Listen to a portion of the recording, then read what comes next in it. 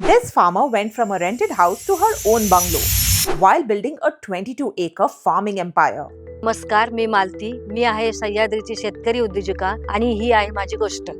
Malti was in her early 20s when she was introduced to farming. मला शेतीची तशी आवड होती. काम येत नव्हतं शेतीचं, पण सासूबाईंनी मला सगळं शिकवलं आणि मी पण शिकण्याची तयारी ठेवली. A few years later, her husband fell ill and she had to lead the family's farm.